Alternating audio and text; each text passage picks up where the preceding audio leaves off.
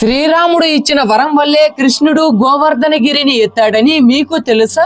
రామసేతు నిర్మాణానికి ఆ చుట్టుపక్కల ప్రాంతంలో ఉండే చెట్లు, రాళ్ళు, కొండలు, గుట్టలు సరిపోకపోవడంతో హనుమంతుడు హిమాలయాలకు వెళ్లి గోవర్ధనగిరిని పెకలించే ప్రయత్నం చేశాడు. కానీ హనుమంతుడు ఎంత ప్రయత్నించినా గోవర్ధనుడు అంగుళం కూడా కదల్లేదు.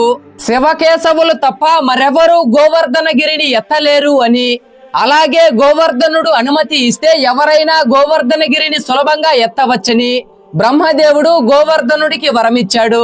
అయితే హనుమంతుడు శ్రీరాముడి స్పర్శ తగిలే అదృష్టం కల్పిస్తానని హనుమంతుడు మాట ఇవ్వడంతో గోవర్ధనగిరి సునాయాసంగా పైకి లేచింది. కానీ హనుమంతుడు వచ్చేసరికి రామసేతు నిర్మాణం పూర్తయింది.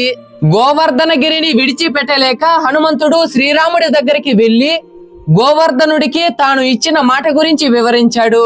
ద్వాపర యుగంలో తాను శ్రీకృష్ణుడిగా జన్మించి గోవర్ధనగిరిని చిటికిన వేలితో పైకి ఎత్తి ఉద్ధరిస్తానని చెప్పడంతో హనుమంతుడు అదే విషయాన్ని గోవర్ధనుడికి చెప్పి గోవర్ధనుణ్ణి మధురా మండలంలోనే ఉండమన్నాడు.